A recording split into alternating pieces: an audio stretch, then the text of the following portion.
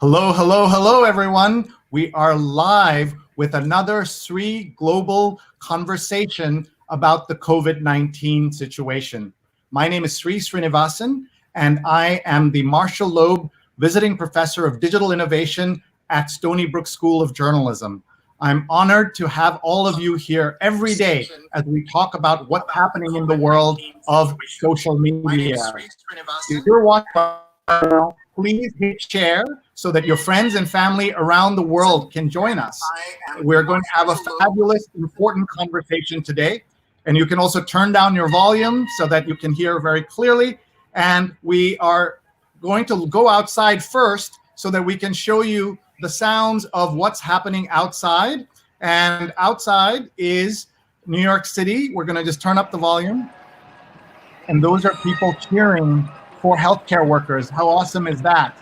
My daughter is manning the outdoor camera, Bill, and I'm just so happy to salute our healthcare workers. Everyone just applaud. Please hit share right now. We want friends and family around the world to join us.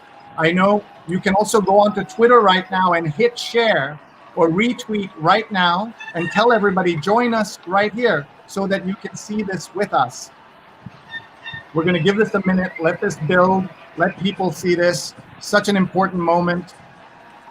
We're live on Facebook, on Twitter, on Instagram, on YouTube. Please find me and you'll be able to share it on any of those platforms. If you're not on YouTube, if you're not subscribed to me on YouTube, I hope you will do just that.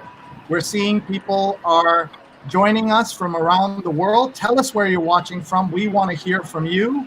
And please hit share right now so that more people can see. Dory Old says, hi, Bill. Hi, Sree, everybody. Bill says, thanks for having me. But please hit share right now as we give you this global conversation. Here is New York. And my friend Kevin says it's nice to hear all the noise at 7 p.m. It absolutely is. How exciting is that? I'm going to bring on, for all of you in just a minute, Bill Ritter, the great Bill Ritter, who is with us. I'm so honored that he is here. Bill, you're on, your audio is clear. If you want to just say hello to everybody before I bring you on, what is going through your mind as you look at New York City? You know, I get very emotional, and I'm getting emotional right now when I hear these cheers for the first responders. And I think of them as first responders, not just fire and medical and police, but, you know, the postal workers who are delivering the mail in all of this, the people who are working in the buildings, who are keeping the big buildings operating, the people who deliver food, who are, you know, at some risk to themselves, going into strange places and plopping down food. All those people who are essential workers to make everyone else be able to shelter in place and stay at home. And I salute all of them. And I think that these cheers that I'm hearing outside too, Sree, we're not that far away from each other. It's just a beautiful thing to know that they're not just saluting the first responders, we're saluting each other and saying we are in this together. Some of us may not make it, but most of us will, and we have to continue to give support to each other. And I think that's what this 7 o'clock cheering is all about. And who knows how long this ritual will go on, Sree. It could go on for many, many, many weeks to come. And we will do that. There's Bill Ritter. Bill, thank you for being here. I'm going to let my daughter, who is tapping the camera, take a break. And thank you, Durga, for doing that. Durga, you're off the air, so you can put down the phone. Thank you so much. And to everybody watching, this is Bill Ritter, anchor on ABC News 7 here in New York, Eyewitness News. And we've known each other for more than 20 years, though I feel like I've known him a lot longer because he's been on the air. So many people are always thinking of you, Bill, as somebody they know. I'm sure this happens to you all the time, where people think they're friends with you, and you are sort of everybody's friend. But here you are, you have just gotten through, or you're kind of isolated because you were dealing with the crisis in a very unusual way. I want you to talk about that in a minute. Folks, he's Bill Ritter 7, the number 7 on Twitter. Please follow him, and please go on to YouTube or Facebook or LinkedIn or on Instagram, where we're also showing you behind the scenes. I'm sreenet on Instagram, so you can see behind the scenes how this is all set up. And you can join us there. If you're watching in my advanced Facebook group, I just want to say that you cannot share it outside from there. Find me on my main Facebook page, just Sreenet, my main Facebook profile, and share from there. I know Bill will understand if we pay some bills first, because that's how he knows how television works. Let's just reintroduce everyone. We have people watching from around the world. And here, this is Bill Ritter. We're calling the show It's Bill Ritter, because that's how people know him when they just see him on, and I think there are even ads about the Eyewitness News van and things like that. We're going to chat with him about his work. For 20 years, he's been anchoring Eyewitness News. He's now the anchor of the 5, 6, and 11, as well as Up Close. He'll talk about all of that. And we have live tweets from Vandana_Menon and Rose Horowitz. We're grateful to them for doing just that for us and sharing with the world. And I want to say that I have my very first sponsor, and we want to thank our sponsor, Tim Sohn of Sohn Social Media Solutions, who is sharing and supporting us by advertising his Survive with Live video course. It's a 2-month course. He's offering it for $0 to $100. How nice is that? So important. We all need to learn this technology. $0 to $100. Please check out his course. Go right now to Sohn Social Media Solutions, SOHN, as you can see on the screen. We'd love for more people to sign up. He starts the course Monday, so you have one more day to sign up. Tell your friends, anyone who can't afford it, $0. Anybody who can really afford it, let them pay more than $100. But this is the kind of support we love here at our very simple show that we're doing around the world. We also have a sponsorship package. Anyone who's watching, if you have your phone, you can take a screenshot, or if you have your phone, you can take a photo of this, so you know exactly what we're offering, the deal, so that you can be a sponsor and a supporter. So now I can bring back Bill Ritter, and he understands better than anyone the role of advertising in television. This is good job, Sree. Thank you. I call this poor man's TV. So thank you for being here for this. Really good. You know, I think advertising is it has changed in the last month and 3 weeks to be sure, and 2 weeks to be sure, and last week to be sure. So I see what you're doing. Let me just say, I have, as you were doing this and as you were setting this up throughout the day, making sure that I didn't miss the deadline to get here.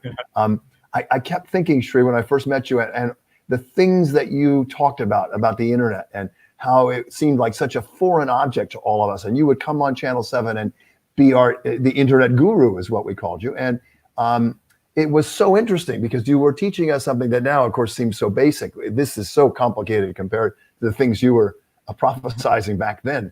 But how far we've come, and how would we be fighting this monster evil war if we didn't have social media to get us through? Think of all the things you may have done today to talk to your family who may not be here, like I did several times, to talk to a trainer who is with me on Zoom, how I would not be able to do that, to talk to so many of my relatives around the country.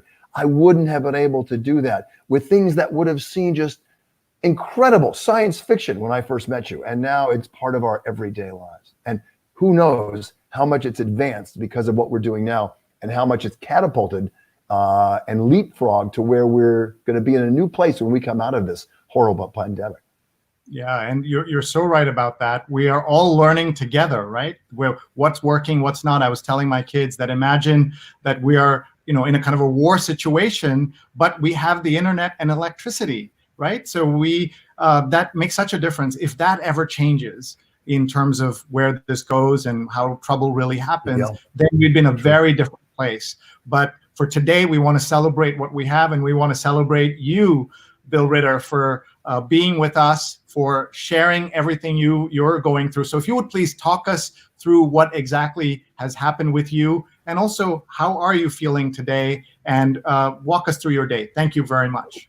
Well, I appreciate that. And thank you for all your good wishes. It's been really, because of social media, I get a lot of feedback from viewers and on both on email and Twitter and Facebook and Instagram and everywhere. And it's just really quite warming to see all the people that, can care about you. And it's a beautiful thing, especially these days when so much of social media up until this has been used, I think, for such, vitriolic and nasty things. And I think that we're trying to maybe overcome that a little bit by showing that we care about people. And certainly the people who are viewers of Channel 7 have done that. I was, pretty good working, a lot in the studio, I was very careful at home to the studio, washed all the time.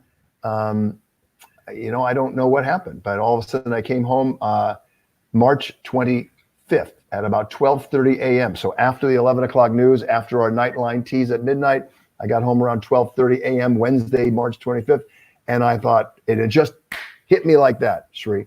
And I thought, whoa, something is not right here. I don't feel so good. I felt very groggy and my head just like stuffed and pressures under my eyes and my sinuses, and had a tickle in my throat. And I just went right to sleep and did not wake up till around 11 in the morning. I just couldn't get out of bed. And I called into work. I said, I'm really sorry, guys. I can't move. I'm just beat up.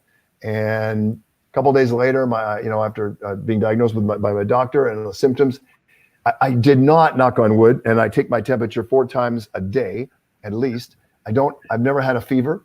I have not had a big temperature. It's never gone into 99 once or twice, but that's it, usually 98, 97. And I did not have any trouble really breathing. I did have a scratchy throat and stuffed up nose and just total exhaustion. Right at this moment, I don't feel exhausted. When I get done, Sree, I will be exhausted. And I sleep more than 11 hours a day, usually 11 to 12 hours a day. And that's just, I can't beat that yet. It's going to take a while to come back, but I'm slowly getting better. I'm pretty sure that, knock on wood, if everything works out, I'll have some immunity. I will have not had my doctor calls it a mild case. I didn't get tested because heaven knows there are some people who are really seriously ill who need the testing. He said, you don't need that. You don't have a fever. So I hope it's going to work. And I hope I'm out of the woods, soon enough and to be back to work. I have been doing work every day. I do a spot at 5 o'clock, show that I anchor, and I come in and introduce the segment, and I do a spot with my 6 o'clock partner, Liz Cho. We each talk about something extraordinary we saw, witnessed that day, either in person, which I'm quarantined at home, so I can look out the window, don't see much, or I see on the web, where it's just the World Wide Web is worldwide, and we can find so much and things that are inspiring, and we talk about it, and we do that at the 6 o'clock. But boy, the troops filling in for me have just been fantastic, and I'm just, I love them. I'm just so proud of our team. We are changed like other news organizations. So someone else is trying to FaceTime me, Alex. Right in the middle of this. Tell them to just watch on. That was my mother-in-law, and I can't do that right now. So I'm going to turn them off. We're so sorry about that. Let's bring in some of Sorry about that, mother-in-law. Yes, we hope she's watching. Let's bring in some of the comments that are coming in. Cheers for the healthcare workers. Laura watching all the way in Philadelphia. Jonathan watching on the East Village.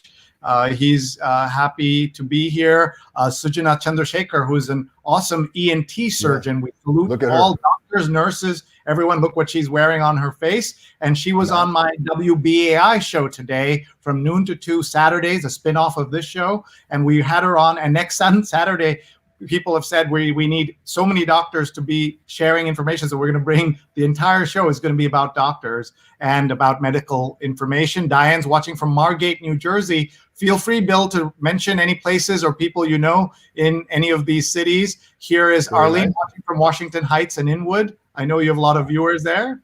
Yep, we do. Yeah. And Julia says, amen, Bill. Thank you. And Kevin says, well said, Bill Ritter. Look at all these nice comments coming in. Beautiful views of the Upper West Side. Shago is watching from a gray and wet Dallas suburb, McKinney. Have you heard of it? Do you know anything about, what about Dallas? Any favorite memories of Dallas? I don't. I have a couple favorite memories of Dallas, and especially a little different from there, but Austin. And I have, I remember I was on a camping trip back in 1969, I think, and fell in love in Austin on a camping trip. And it was great. It was actually, Dallas is certainly full of life, but I don't know McKinney. I'm sorry. But thank you for joining us all the way from Dallas. And Tim Sohn. Right. Nice. Thank you, Tim. And he says, I remember when I used to watch. Yeah. Go ahead. I see that.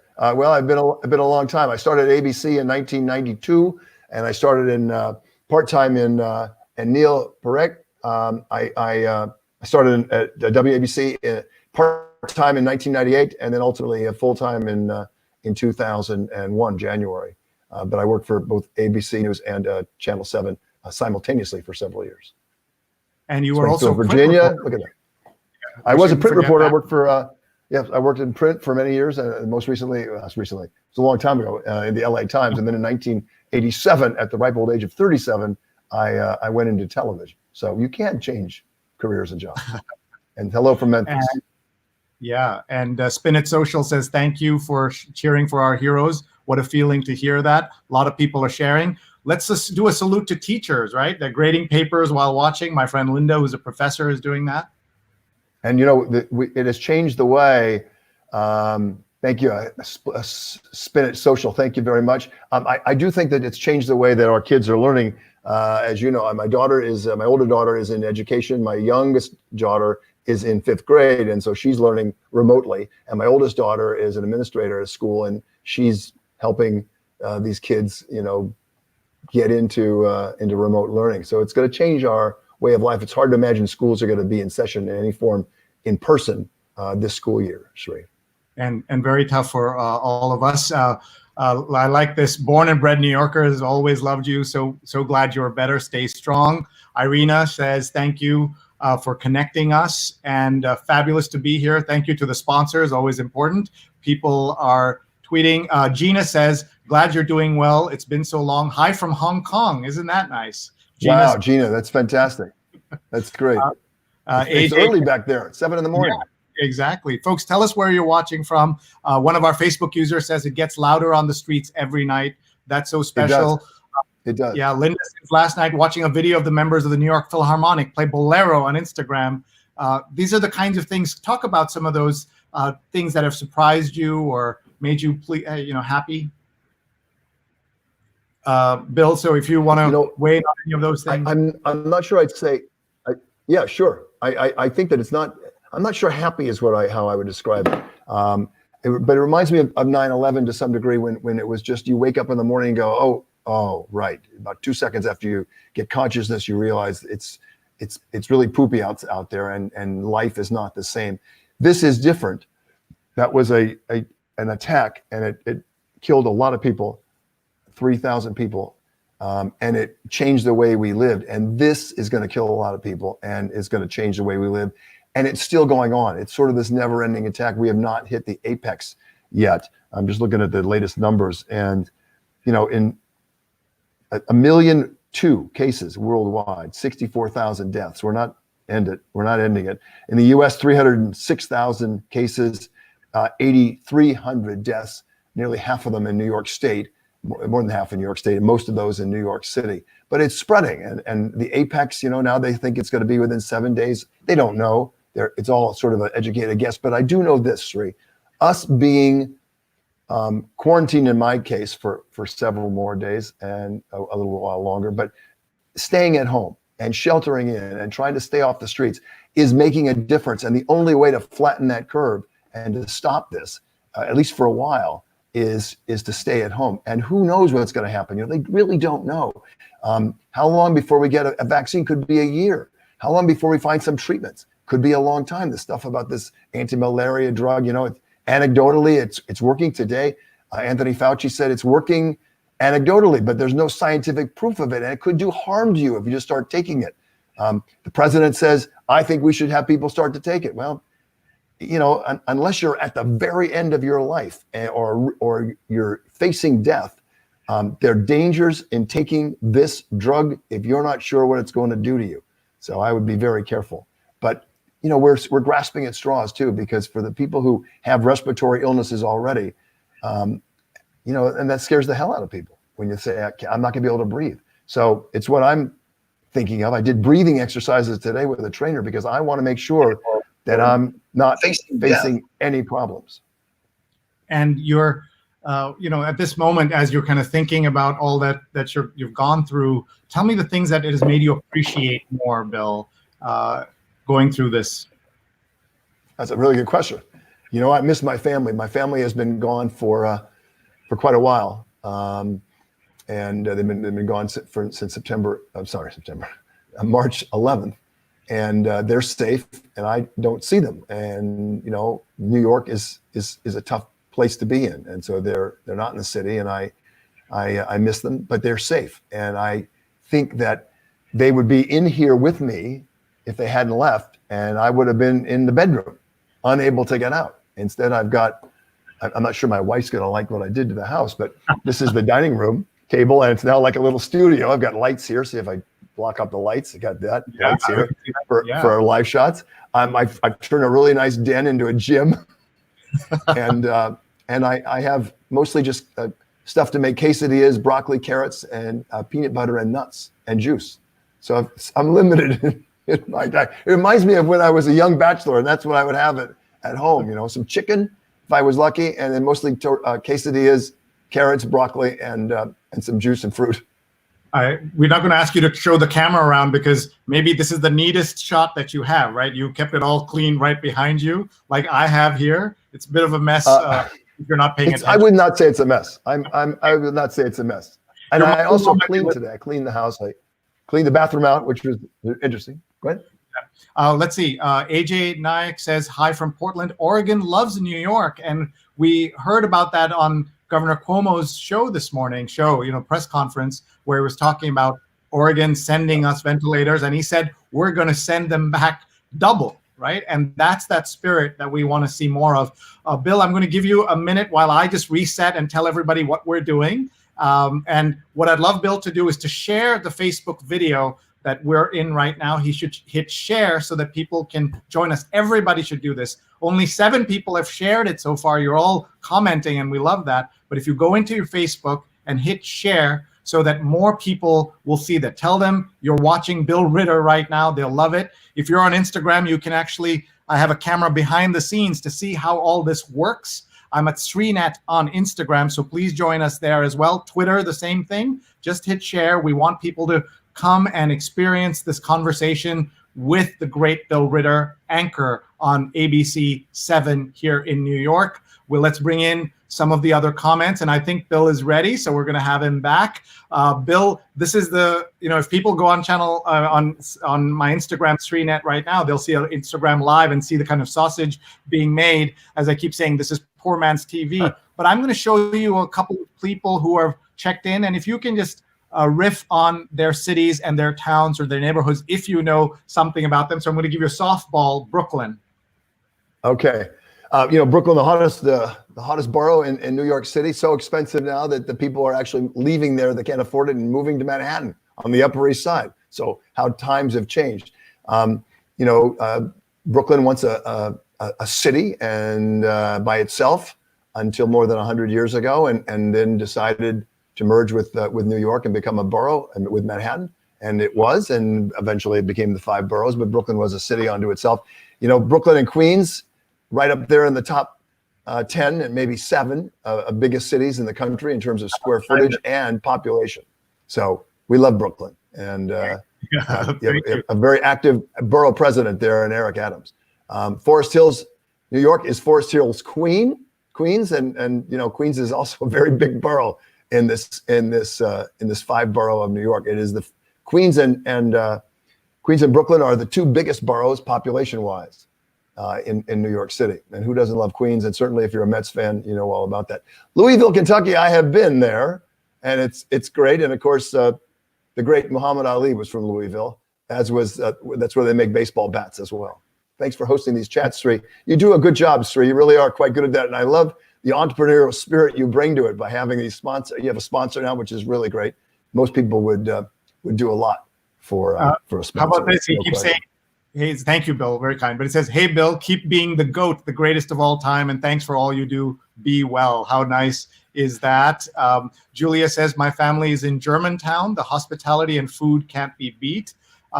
We'll give you a chance to give a shout out to Manhattan. I tell you what I like to do. I do not call Manhattan the city. The city is New York City. And I don't like to say the city on the air because we have a lot of cities in the tri-state. We're talking about, if I say, well, we're coming to the city, it's happening in the city. What's happening in the city? We're talking about Yonkers. You're talking about Newark. You're talking about White Plains. What are you talking about? And I especially young reporters who come in, I'd say, it's not the city. There's New York City, and then there's other cities, and you have to name the city. You always say New York cops if it's happening in New York, because there are a lot of people who live in the tri-state, 20 million people. Many of them live in cities, so we have to be very specific. Having said that, Manhattan drives the engine, not just of the tri-state, not just of the Northeast, but of the country.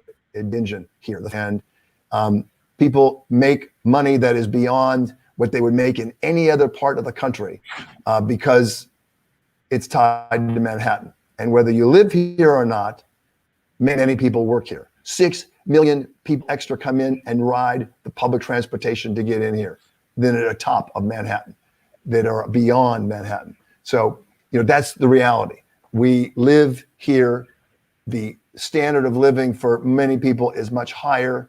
They are considered 1%ers in other parts of the country when in fact they are lower middle class. Here you can rent stabilized apartments if you make under $200,000 a year. Cannot make more than that. What city in this country can you make $200,000 and be eligible for rent stabilized apartments? None. We are different. The standard of living is different. And we expect more of each other than, I shouldn't say that. We expect a lot of each other, and that's a good thing. Whether you live in Manhattan or outside Manhattan, if you live in the tri-state, I think it's a special breed of people who live here, and we expect a lot of each other. And I think we're seeing that we're delivering on that. We have great neighbors, we have great people. You heard it at 7 o'clock. We expect a lot. And when things affect New York City like this, COVID-19 is affecting this city, it's a profound effect because there is no denser city in terms of population together than any other city in the country. And we're feeling it more because of that. There's just no question. And it's going to be tough, Sree. I don't think there's any question it's going to be tough. Every one of the officials you're hearing from now, and finally you're hearing that from President Trump, it's going to be really rough in New York City for a while. Could be another week, could be 2 weeks, but we have not yet reached that apex. And it's really heavy. And I don't think we should minimize that. I think we should try to look for brightness and sunshine and hope and humor. And we're posting all that all the time. And it's great to see that. But this is going to be really, really tough going. And it's going to be tough times ahead before we get our economy going again. Thank you, Bill. So well put. I'm going to let you keep looking on screen and commenting on the states or the cities. So here we go. Tallahassee in Florida. I remember Tallahassee. It's the capital of Florida, and I have some friends who live in Jacksonville, and the northern part of the state.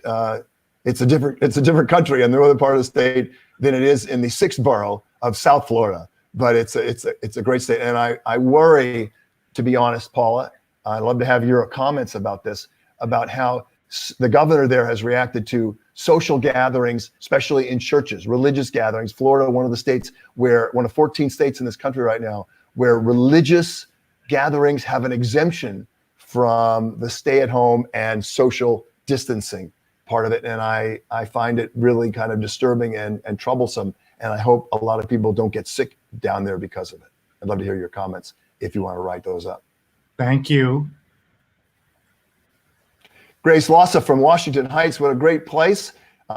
Several people in our station live in Washington Heights. The great Lin-Manuel Miranda in the Heights and lives in Washington Heights. And how can he's just been so inspirational. I see his tweets, Sree, and I see what he posts, and it's just so great. Sujana, the great doctor, the ER doctor, is that right? Is that what you called her? ENT doctor. Yeah. Nice. Unscripted like this. Well, I'm unscripted. But it's pretty much me scripted. Did your Channel 7 career overlap with the late Roger Grimsby and Bill Butel? It did not with Roger Grimsby, but it did with Bill Butel. And I'll tell you a quick story, Robert. I worked for 2020 and Good Morning America, but mostly 2020 at the time. And I got a call from the news director at Channel 7 who said, you don't know me, but I think you could be the one to replace Bill Butel. I'd like to go to lunch with you.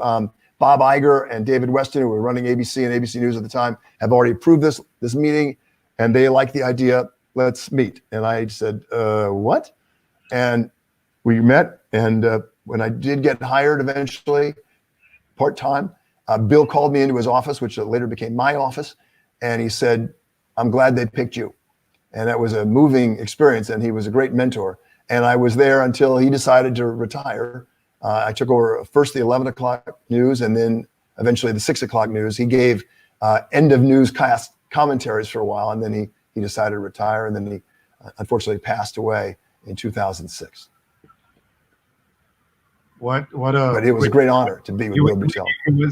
He was really terrific. Talk a little bit about, I want to say this to everybody who's watching who doesn't understand the difference between local and national news in New York or anywhere in America. It's something very special what we do in America with local news. Sometimes it's problematic, but overall I think it's so wonderful that local news matters in a way here that it doesn't matter as much in other countries. India, for example, which I know really well, all the news is national. There are big networks. And here, local news has a different role in the life of society, of its citizens. Talk about that a little bit. You would think that it would have a bigger role in India as well, Sree, because the cities are so big that you'd want to have their own focused news. There's a special relationship. I loved working for ABC News. It was inspiring, and I got to travel around the country. I was in almost every state, traveled around the world. It was really incredible to work for ABC News for so many years. But there's something different about when, as we're seeing in these comments even, there's something about local news that you're touching people in their living rooms. You're touching people in their bedrooms at 11 o'clock. You're touching people in the mornings when they're getting their families ready for work and for school and whatnot. It's this personal relationship that the viewers have with the reporters and the anchors, the people who are on the air. And it's quite intimate. It is quite intimate. And they feel like they really know you in a way that, and I love all the people at ABC News, they're great, but it's less intimate because you're broadcasting on this countrywide format. 360 million people. It's hard to get intimate with 360 million people. There are times when that happens. Robin Roberts, when she got sick and so many people became close to her across the country, that kind of thing. Joan London, back when I started GMA, and she had babies. A baby boomer having a baby, a baby boomer woman having a baby while still keeping her job. In the early 90s, that was a big deal. But those are Katie Couric, when her husband died from cancer. That kind of intimacy happened. But local, you are inherently taking people saying, I'm here, we're here, this is happening to me. I'm in my house, just like you're in your house. I'm no different than anybody else. We are in this together. And I think that real level of intimacy translates into something really profound, and the relationship that we have with our viewers. It's beautiful. It's wonderful. And it means the world to me. I love it when people come up and say they can just talk to me and relate to me and say hi. And I love it. I can't scratch my ears or my nose or anything because someone will take a picture. But I love that. I think that bond is really profound and quite fulfilling as a communicator. It really is. And as a journalist. Bill, with your permission, I'm going to play a little bit of Bill Butel. This is what he said in his final thoughts 3 days after 9/11, and I thought that would be a nice touch. Beautiful. If we can get that working here. Let's see. Here you are. You're going to toss to him. Just explain what's happening here, Bill. If you remember this moment, tell us what we're seeing. This is later, actually. This is later because I can tell my hair was grayer. So this is later. I think we're remembering back to Bill Butel on an anniversary of 9/11 and tossing to introducing one of his sound bites, one of his packages. So you can hit go and this was years later. We have been celebrating this week the 50th anniversary of Eyewitness News, and it has been, you've seen it, remarkable. Truly remarkable. The late Bill Butel brought the news to us from the Eyewitness News desk for more than 30 years. He would close the 6 p.m. newscast with a comment, his take on the world events or the state of things. Tonight, for the 50th anniversary, one of his final thoughts, 3 days after the 9/11 terror attacks, an event that changed our lives. A commentary that Bill would later say he was most proud of. Finally tonight, one of our reporters commented this morning that this week in New York we have seen the unthinkable become thinkable. Thousands dead, brutally murdered. The financial underpinnings of our society were concentrated in lower Manhattan. It took 250 years to build them and 3 hours for the terrorists to show how vulnerable they could be. There's talk of war and retaliation. We are a city under siege, a country under siege. But in a very real sense, terrorists with one label or another have held us under siege time and time again, and we have won. There's that old song we sang in the depths of World War II. We did it before, and we can do it again. I'm Bill Beutel. Good luck and be well.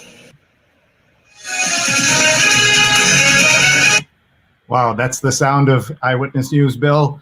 As you listen to that, we have team coverage, and we begin with sorry, Naveen while she is in Central Park. Let me turn that off. Yeah, go ahead, Bill. Tell me what you're thinking.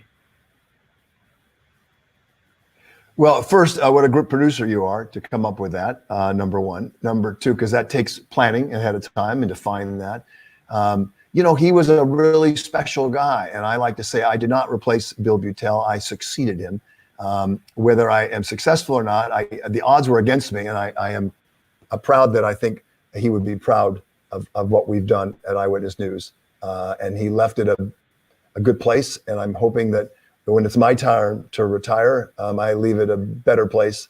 You know, he was the franchise. He still is the franchise. I just think he's the gold standard for local anchors. He just had a great, I mean, he was so, you know, so together. Look at that. He would yell at me if he saw me dressed in a t-shirt being interviewed on camera. And there's a great picture of him dressed to the nines. He was just always very stylish, and you Cary Grant-like, you know, in his style and his demeanor, and perfectly put together. And there's a great picture of him in our atrium at Channel 7. We see it every day when we walk in from the elevator, and he's there. That is the face looking at us as we walk into work. And, you know, that's a high standard, and we all try to live up to the standard that Bill Beutel set and the bar he set, and it's a high bar. And, you know, we can try to get up there. I don't think we ever will, but, you know, what a great presence. You know, what a great presence he was. Look at that voice, that really confident, authoritative, calm wisdom that he just exuded is just a great thing, and a great goal for us to try to achieve. We'll never get there, but we'll try to achieve it. Folks, we're just going to reset here so that everybody knows what they're watching, and I'm going to give Bill one more chance to retweet and reshare the video so that more people can see and join us. Folks, my name is Sree Sreenivasan, and I'm just absolutely honored that you are with us here today. Tag a friend who would enjoy this. Tag somebody who would benefit from seeing Bill Ritter talking about New York, someone who loves New York. Share this with your family and friends. We want them all to meet Bill, talk to him, hear his voice. And if you're wondering what this all is, this is my daily COVID-19 global show where we bring people from around the world to talk about aspects of the crisis. I'll give you a couple of promos. 9 p.m. Eastern on Sunday. We always do our big positivity show, though I'm feeling very positive after watching Bill tonight. 9 p.m. Eastern. Find me on social, Sree on Twitter, sreenet on Instagram and YouTube, and also on LinkedIn. Find me on all these platforms and just follow me. Otherwise, find me on YouTube and subscribe. That's the way to know when I'm live with all these great guests that I'm having. And then on Monday, we're going to do a 4 p.m. special show about brands and what's happening with COVID-19. We have a very special guest from Edelman they've just done a very important study on this topic. And then on Tuesday, we're going to talk about news you missed. And I want to talk to Bill about this because there's so much we're missing. Some of these things would be global, worldwide headlines, and they just go by so quickly because there's so many other things we're focused on, and that's one of the issues that we've certainly seen. So folks, you're tagging your friends, you're hitting share, you are bringing people into this conversation, and I'm so grateful for that you are here with us at the moment. Bill, if you will give us another 15, 20 minutes, we'd be grateful, but I know I don't want you to get tired. This is not easy because you are dealing still with the after effects of the virus. I am. How do I get you on? How do I share this on Twitter? Okay, so if you just go on Twitter, if you find me on Twitter and just hit retweet on the on Twitter itself, so you'll go on to Twitter. Search for you on Twitter. Yep, and millions of people are doing this with me right now. Yeah, we're all learning together. Sree Sreenivasan. Nope, I got Hari Sreenivasan. No, I don't want to do Hari. Yeah, he's the better looking Sreenivasan with more hair, who's a real television professional. That's not me. Okay. He's at Hari. You should follow him right now. Yep. Got and it. then just hit retweet. I do follow him. That's why he came up. Yeah, there you go. Hang on. I'm doing it right now. There we go. I'm doing it right now. There you go. Okay. Yeah, I got it Beautiful. here. You retweeted me. Thank you. I'm also going to continue to share some of these so that you can respond to this. Bill's the father on Channel 7, and each member of his team defers to his wisdom and leadership. Soon to be the grandfather. It keeps going. You know, my hair is getting longer. I'd made a pledge when we first started this, and we did stories about how the personal care industry is sort of going to go down for a while because you can't get whatever, haircuts and everything else, or for women hair coloring or guys hair coloring. Fortunately, I have gray hair, so I'm not hiding anything. But it is getting along, and pretty soon I'll be back to my old Jufro days, and I'm all right with that. I'm not sure my bosses will be all right with that on air, but it's a small price to pay, and there's that part of the story, Sree. And I think that you also mentioned other stories around the world that we're not really covering. Last night we saw one of those stories. Very late at night, the president fired the inspector general that started the complaint by the whistleblower into the impeachment hearings that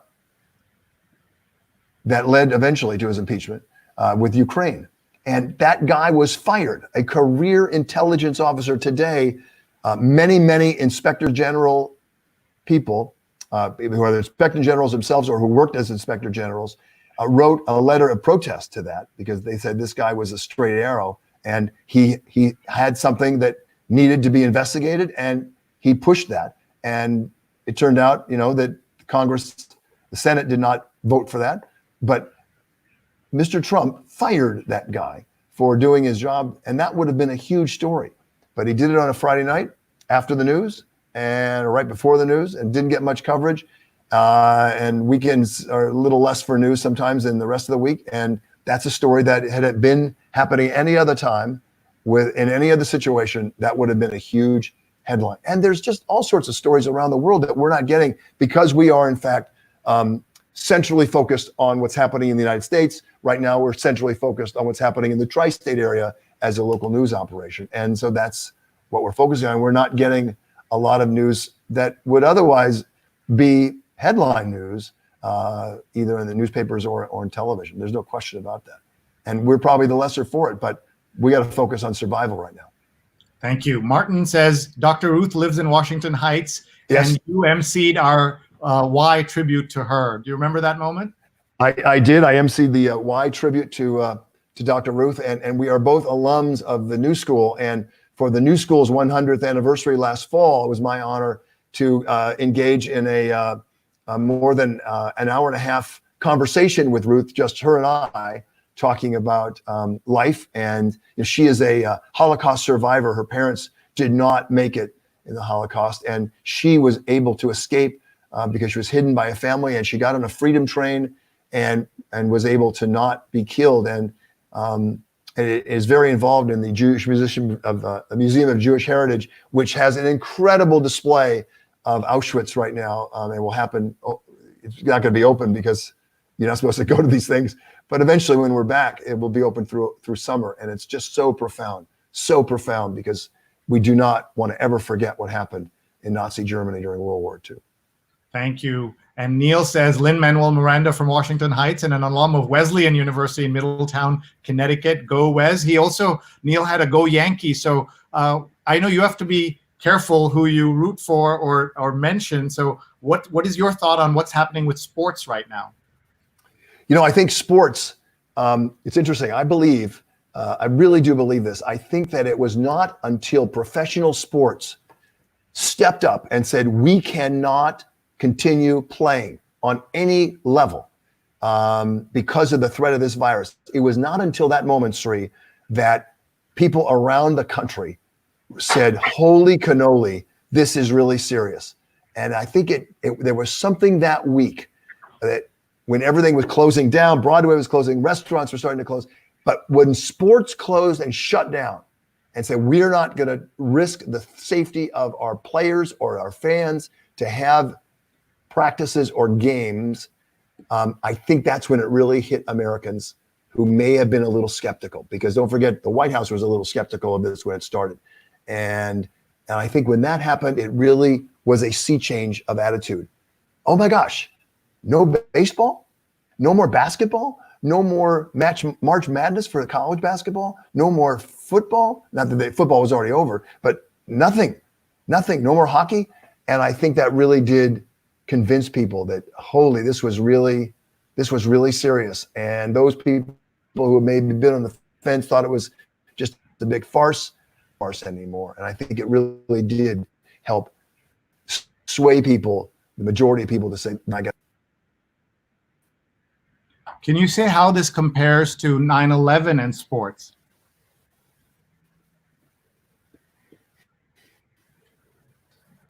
Their first game at Yankee Stadium. And all those people, and then the religious ceremony at Yankee Stadium, where Reverend Calvin Butts, church in Harlem, got there and said, we will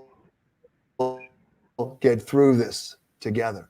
Same that I think we're feeling with this. I think it's different because we were attacked, and it changed the way we reacted to terrorists around the world. We haven't just been attacked. We are under attack by a invisible microbiotic virus that is very different than planes being driven and being flown into the World Trade Center, than planes crashing into the Pentagon, than planes being taken over by the passengers and crashed into a field in Shanksville, Pennsylvania. It was horrible. It was just horrible.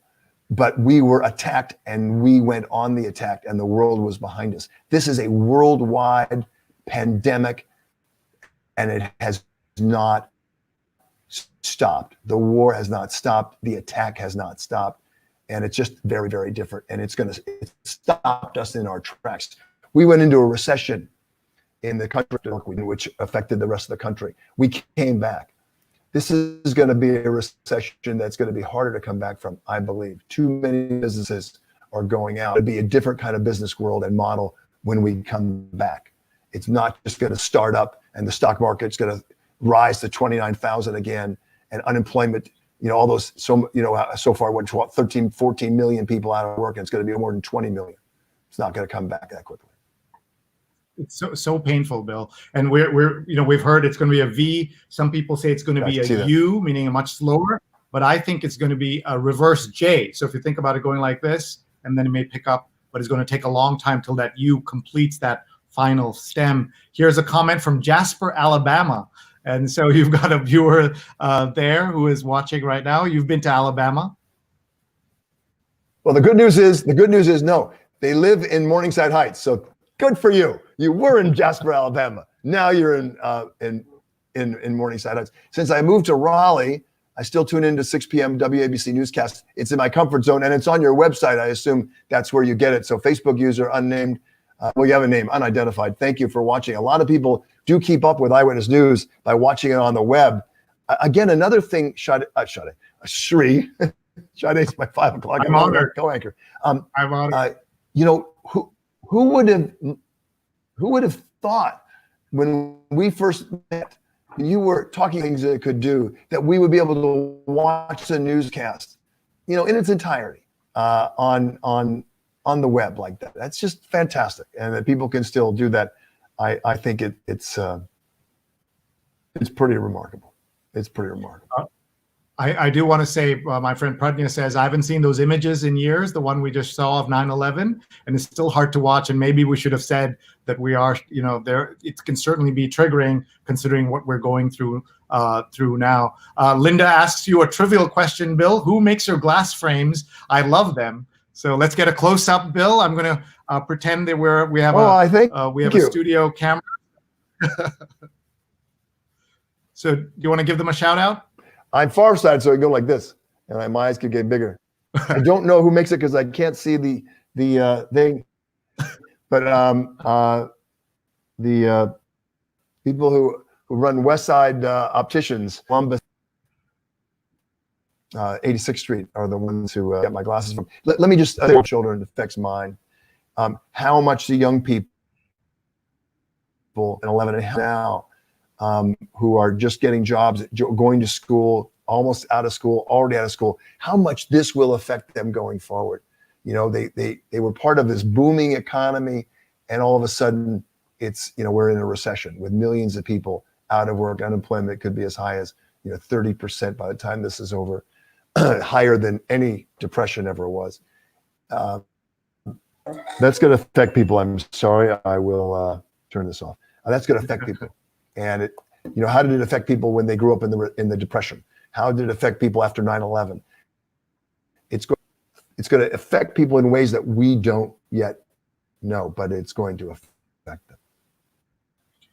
We have about 10 minutes left with the great Bill Ritter. If you have a comment, post it so we can bring that comment up on Twitter or on YouTube or on Facebook, LinkedIn, please. And one of the things we can do is when we pull up your name, take a photo of it or a screenshot, and there you got a nice memento of your time with Bill. Of course, this is all recorded and archived on my YouTube. Please follow. You're such a marketer. You're such a marketer.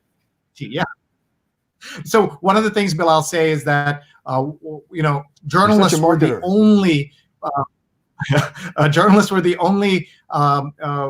employees in the world who were told you don't need to know how business works. In fact, if you find out by accident, it's bad for motherhood and apple pie, if you know. And so we were all in the dark about what's happening, and therefore we were not ready when the world changed. And so now we're learning to do this. You know that every auto worker, every lawyer, everybody in other industries knows the business side of the business. We were told, don't learn the business side of the business for decades. And now we all have to learn how this stuff works because it's so important. I'm going to give you a chance to give a shout out to your colleagues, anybody you'd like to name on your team. I know you can't name everybody, but we had a question, how many people work at ABC7? So here's your chance. You can do a roll call if you like. You know, there are more than 300 people that work at Channel 7, 350, I think. And you know, I have watched the newscast. I've been on the newscast every day, but I'm not anchoring. And I watch the newscast as a viewer does since I went into a quarantine on March 25th. And I'm always proud of the team that I'm part of. But I am even more so at how people are stepping up and doing what we're supposed to do. And that is bringing facts and the truth, calmness, rationale, wisdom, authoritative presence on air.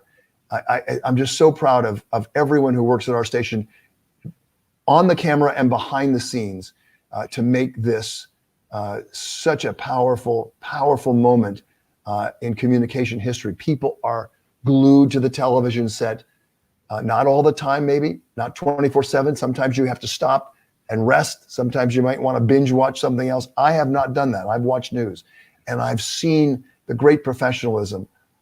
You know, we are victims as well as you when it comes to this coronavirus. And so we're covering it still as if we are professional journalists, because we are. And we're trying to say it's our community too. We're involved in it just like you are. And I'm just so proud of the way people have really risen above the personal pain and personal sacrifice and personal fear that we all have to bring the story into the homes of New Yorkers and people in the tri-state. And I'm so proud to be a part of this team. I can't wait to come back full time. But I've watched it as a viewer and I have learned a lot. I cannot do without my Eyewitness News, and all the stations I think are trying their best. You know, we work for the biggest station in the country, and I'm proud of that, and I'm proud that we're number one. But everyone being a journalist anywhere in this area, I salute them because they're also doing an incredible job trying to bring everyone. Sree, I want to say one thing. I got an email from our old friend Dan Foreman, who now works at a station whose call letters I will not mention, but it's not Channel 7, but who was our news director when you were there and brought you on. And Dan said, the Butel clip was powerful, and he was doing commentaries at the end. And thank you for bringing it all back to me, Sree. So that's beautiful, and I appreciate that, Dan. He's a great guy and a good friend, and he brought you on board, and it was really wonderful to have him do that. There was no question, and you stayed for a while. Thank you, and I want to say to both you and to Dan and everybody else who supported somebody talking about technology when it wasn't that interesting. The internet was there, but does it really matter? And Bill, you were so kind to 20 years ago, a younger novice who knew nothing about television, being on the on-air side, but you brought me in and you were so kind every time I was on the show, and you talked to me about being a television newcomer yourself 20 years earlier than that, or 10 years earlier than that, and how you learned from going from one to the other. And so my message to everyone who's watching is support the newbies and encourage them. And I'm worried about internships. How are they going to turn out now in this climate? Will they happen? What will happen? And we really need to think about that. We have a comment here: having Bill outside the studio unscripted is great. Who are your favorite guests on the newscasts? Oh, that's a great thing. I would say, the guests we have that really talk. We have a show on Sunday, and this is true for myself, who does Up Close tomorrow morning, 11 o'clock, Channel 7. If we're preempted by Governor Cuomo, it'll slide and you'll see it later. Joe Torres then follows with Tiempo, and then Sandra Bookman with Here and Now. And I think Sandra, Joe, and I are agree on this. It's one of the most interesting things we do every week, because we just sit and talk to newsmakers. Tomorrow morning, my guests are Dr. Jen Ashton, who is the medical guru, I would say, the ABC News chief medical correspondent. She's just so smart and is so involved in this, and she's got some great advice about the virus. And we also have Jimmy O'Neill, former NYPD commissioner, who has come back. He was a senior executive vice president for Visa starting late last year after retiring as commissioner of the NYPD. In charge of security for Visa, and taken a leave, part-time anyway, and has volunteered to be a sort of hospital supply guru and czar for Mayor de Blasio, and pass out supplies, much needed supplies, to hospitals in New York City. And he's just starting that, and he's got a really insightful look at what his big challenges are, what our challenges are in the coming weeks. And he's just starting this job, but it's really quite daunting. And he's a great guy, and was a first responder for 35 years with the NYPD, and he couldn't give that up. He came back, flew back from San Francisco. Yes, exactly, Sree, really good. And he's now in charge of this, and it's quite inspiring to see this. I think when you sit down and talk to a newsmaker, and you don't look for sound bites, and you have a real conversation, I think that there's nothing more rewarding for me to think of the viewer getting than to hear us really talk. People said, "Oh, it's nice hearing Bill unplugged." And Julie, I agree. I love Dr. Jen too. She's just great. She is feeling better. Her brother has now got the virus though. And anyway, it's a really great thing to be able to hear people unplugged and not worried about sound bites and just talk about it. I miss walking by the ABC studio window on West 66th Street and seeing you at work. Terry Ann Thompson, I miss it too. And hopefully we'll come back and we can all walk by. Sree, you mentioned internships, and I don't want to let this go to waste. I don't know when we're going to have full staffing and be able to bring interns back into our newsroom. I don't know. And you're right. That is a real tragedy, because, a lot of my bosses used to be interns, and it's where you learn. It's where you learn the most. And if we have to give those up, I think it's going to be just heartbreakingly sad. I hope I can be in touch with you, Bill, about our efforts to do that across the country. We want journalism students and others who need internships, who want to learn. You're absolutely right. Yeah. So before, can I say one thing about you? Wait. I have to clean my house because my family's not here, so I'm cleaning my house, and I'm not quite. I'll be honest, I'm not quite used to doing it. So we have a lot of shelves. You can see bookshelves and stuff. So I decided not to worry about dusting, and I use this, Sree, and I got this because of you. And I just blow it and dust off the bookshelves. And it's because of you. You were first turned me on to this on my keyboard. Can of air, right? Some TV anchors have can of hair. that they spray on, but you don't need that. So that's Can of air. I also So want thank you. I want to tell you something you taught us at our home. We came to your apartment to do a special about computers in 2000, and you made us take off our shoes. And you said the streets of New York are not paved with gold, but they're paved with dog stuff. You used another word.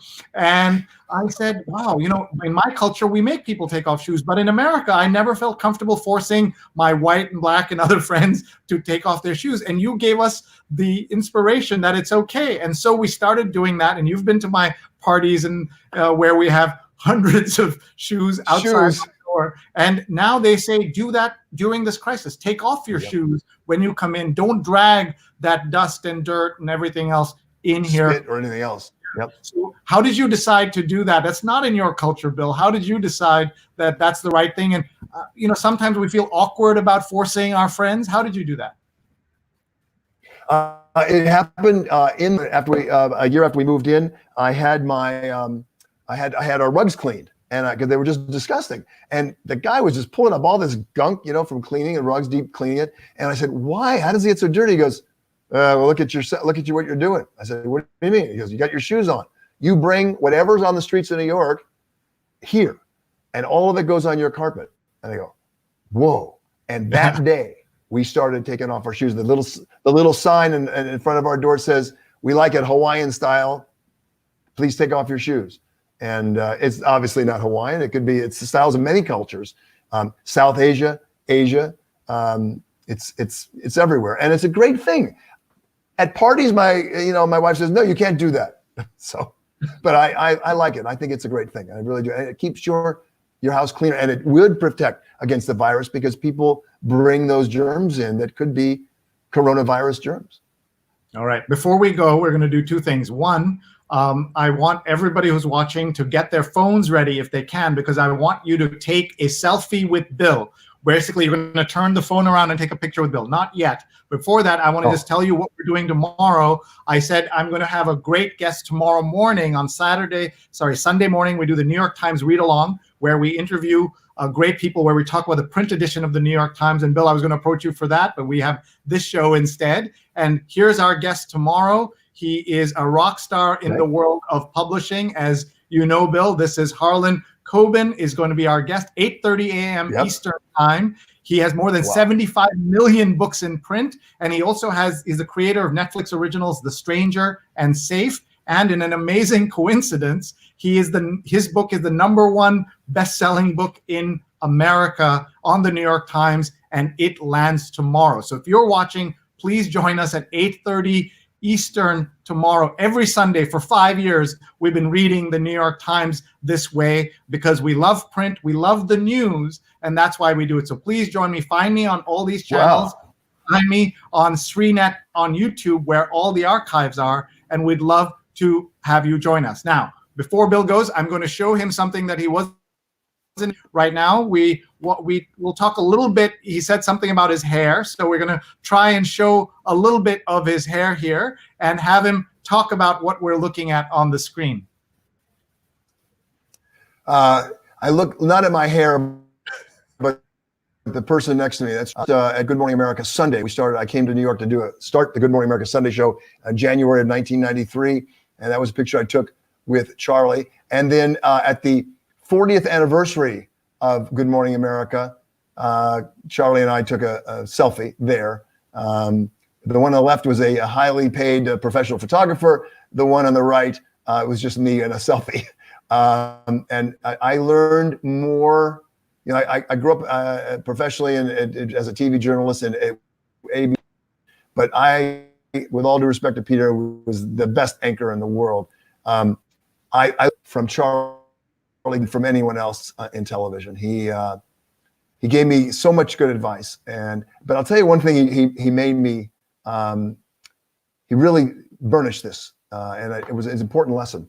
You know, we don't compete at Channel 7 with each other. We never have. It's, you know, when you're there, there's no reason to compete. I think probably all the stations at New York feel like that, but I know we do at Charlie and Dr. Ruth has made comments about this. And so it's because of Charlie Gibson.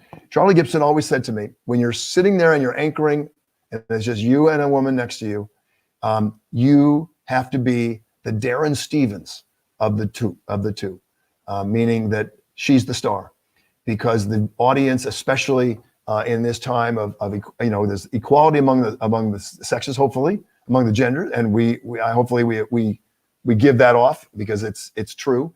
But guys, you go to a mixed school, a co-ed school, and the guys are always talking and the girls are sitting there not talking sometimes. You do not want that on television. It's equality. And so when Charlie said, you be the Darren Stevens, meaning, you're married to Samantha, who is going to twitch her nose and things happen, magical, and don't be the macho guy. And, it was great advice. It really great advice. And I think about that every time I go on the air. And it comes sort of naturally to me. I was raised with by very strong women in my family. And I went to college, in the 60s and the early 70s. And feminism came to life in that period of time. And so the women who I was with and I would hung around with, my friends were strong women. And so I took that to heart, Charlie's advice. And Dr. Ruth, my good friend who we mentioned earlier, always says, you always let other people talk. I didn't today, but I usually do on the set. No, we love that. We're just going to let you go. Here's Terry Ann Thompson saying, Daniel Rosenthal, her son, take off your shoes when you enter the apartment. There you go. Neil would like to have you on the New York Times read along. Marilyn, who's doing amazing work in Staten Island, by the way. She did so much good work after Superstorm Sandy, but now she's doing amazing work right now over COVID stuff. So good for you, Marilyn.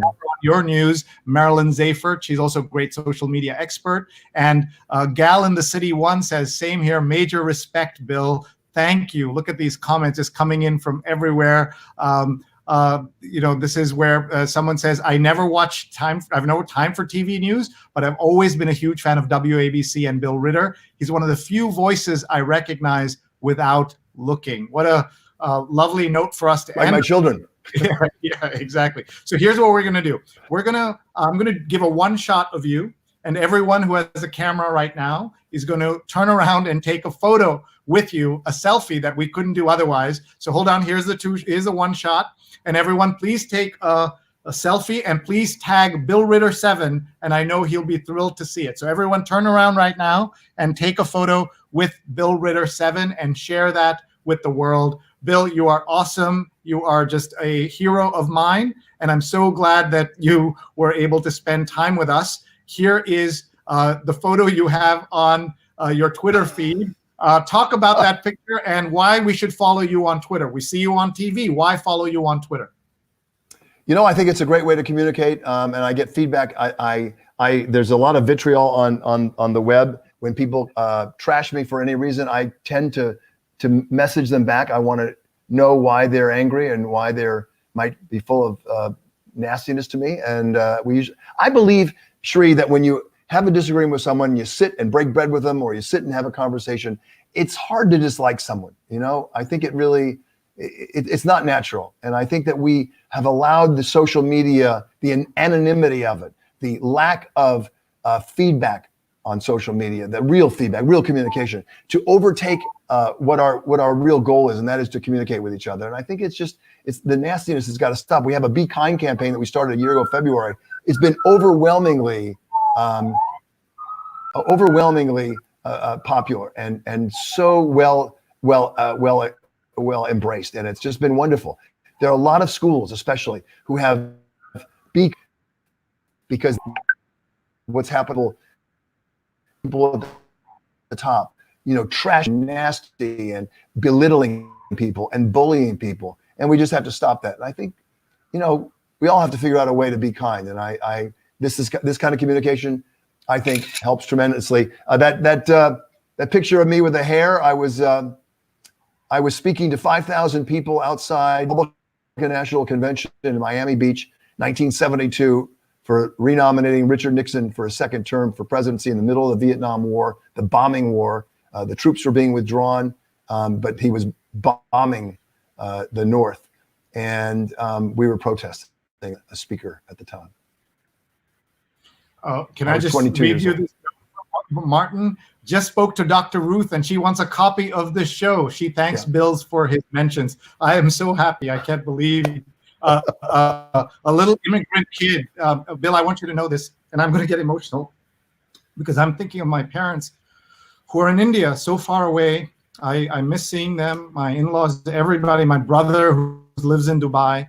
And I came to this country as a 9-year-old, watched television and saw, they used to have those 3 anchors for ABC News in 3 cities, right? They had, that's when they had Peter Jennings in London and Max Robinson in Chicago and all of that Max stuff. Robinson. And from that moment, and I heard of Dr. Ruth back then. And I was, I was a little kid and hearing about Dr. Ruth and the sex doctor that she was and giving that advice. And to be here at this moment, to be with you and connected to Ruth in this way says something not about me, but about this country and what a great country it is. And we joked earlier about Sree Sreenivasan, the fact that there was at one time 2 Sreenivasans on the air in this country, where we see so much anger against immigrants. We see so many problems. I just can't tell you how much this means. They say never cry on television if you're in the news business, but I'm not an anchor. You know how together. No, but I just want to say thank you, Bill. This is a life highlight. I use the hashtag life highlight for us to remember these moments. But thank you. Just imagine, I could never imagine this. Thank you. All right, Bill, thank you, Sree, and word. God bless you. And I love your family. This is really hard, what we're going through. I don't think we can minimize that. But we're going to get through. Most of us will make it. There are going to be a few great souls that don't make it. I hope you're one of the people that do. We're here to give you information, and we're trying our best. And, we just need to trust everybody and trust each other. And I think that if we really do that and we honor each together and be stronger in the end, we don't know about this monster that we're fighting, but I think there will be an end to it if we stay together. Watching today. Thank you. And I can't let you leave without talking about those ambulances. I hear them through your window onto the show now, and it's right out here. A reflection on that, please. These first responders are just amazing. They rush into danger when everyone else is trying to rush out. And our hats are off to them. They are risking their lives treating people with this virus. Who knows how many people are being rushed to a hospital right now because of those ambulances. And my thoughts are with them at all times. Thank you. Bill, we're going to let you go. Please take care of yourself. Please get some sleep. And we'll look forward to seeing you tomorrow at 11:30. Your show is on the air. 11. We really 11 o'clock. 11. So 11:30. Watch Up Close with Bill Ritter. And 5, 6, and 11. Thank you so much. I'm getting great comments coming in while you can hear those texts coming in. Thank you, Bill. Goodbye. We'll let you go. Thank you. Thank you. That was Bill Ritter. And was that amazing, folks? Please. See you later. Yeah, thank you. Please check him out on Twitter. He is at Bill Ritter 7, and what a generous man he is, as you saw there. And he's like that on the air, off the air. Nice guys do win sometimes, and he has proven that no matter what happens going forward, he has proven that nice guys can win in America, and he has done that. Before we go, I just want to remind all of you what this show is and how you can help us and support what we're doing. We are on every day at a different time because I don't have staff or anyone to do this yet, because I don't want to ask producers to help me, because we're just getting started. But we are looking for sponsors, and if you would like to sponsor us, we'd love to get your support. We're going to meet one of our sponsors in just a minute, but you can see how reasonable our prices are. You can take a screenshot or use your phone to take a screenshot. Maybe you have a nonprofit you want to help. Maybe there's an author who has a new book. Any individual, small business, I will work with you to make sure you can afford to be a sponsor of our show. And we're on every day. This is my 23rd show in a row. And that's how important I think this is. And that's why I'm doing it. Please join us tomorrow at 9 p.m. for Positivity. 9 p.m. Eastern, where we do the weekly positivity show, and at 8:30 a.m. Eastern, when we do the New York Times read along with Harlan Coben, the incredible Harlan Coben, who has a best-selling book in America right now. Tomorrow, he'll be talking about that, and he has 75 million books in print, and he's the creator of Netflix originals The Stranger and Safe.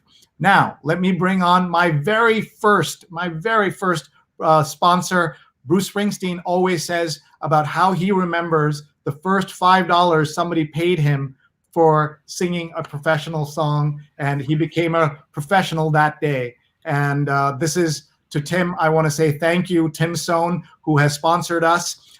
He's going to tell us why he sponsored us and what he sponsored us about. But Tim Sohn is a wonderful social media expert, and he stepped forward and says this show is worth sponsoring. So over to you, Tim Sohn, S-O-H-N, and I'll also pull up the ad that you paid for. Excellent. Excellent. Thank you so much, Sree.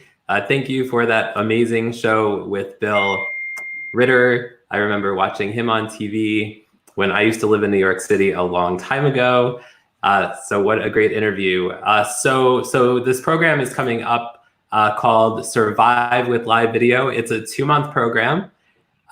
You should join if you want to create your very own live video show, something perhaps similar to Sree's program right here.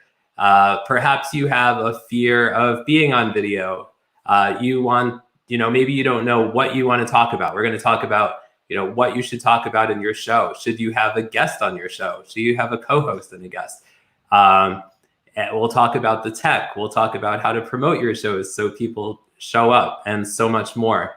And I'm just really excited because right now, live video, as you guys know, is super important. The consumer consumption of live video is up more than 50% now in these crazy times. So there's really a huge opportunity to get your message out there and keep it out there in a real way with live video.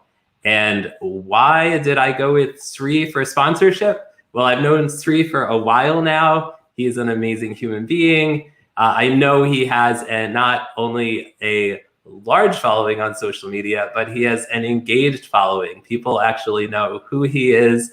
People actually have conversations here. And I just thought this would be a great place for sponsorship, especially because he is doing a live video show and has been for a long time. And he uses my favorite tool for live streaming video, which is StreamYard.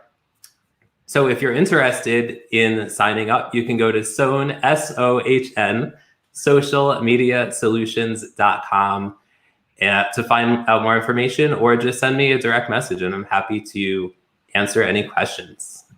And we should point out that you're offering an incredible deal, $0 to $100, pay as you wish. You're a businessman.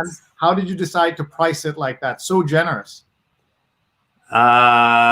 I think after all this I had originally planned this program. It was going to be called Rise with Live Video. And then after all of this happened, I changed the name to Survive with Live Video. And I just knew so many people were going to be impacted. And I just wanted to do something to help. I know all of our lives are changing, have been changed, and who knows what the future holds, hopefully all for the positive. But I know live video is important.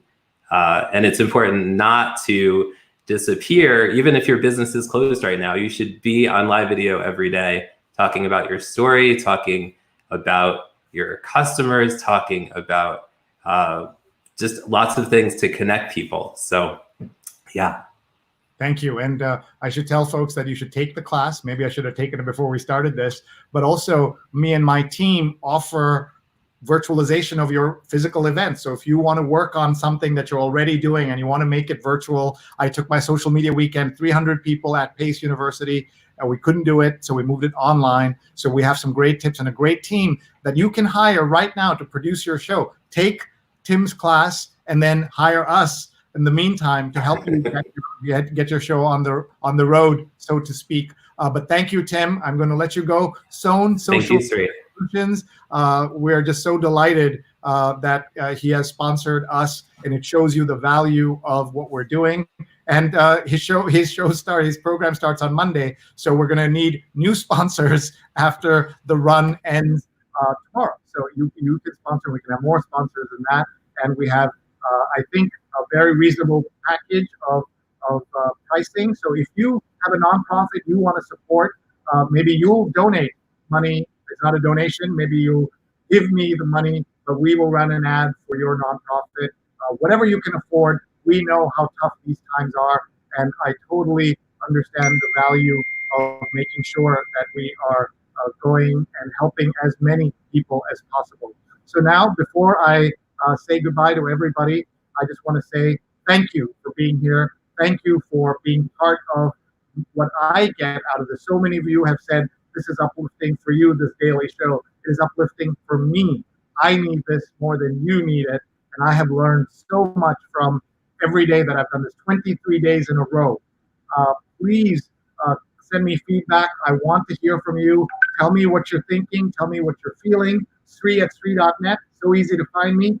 But go to YouTube and subscribe to my YouTube channel. That's the best way to know when I'm live on these things, or if you miss it. For example, this week we talked to one of the world's #1 top experts on microbiologists and what's happening with the epidemic in Hong Kong. And we had thousands of people watching. That's an example of, you'll know when I'm live if you subscribe to my YouTube channel.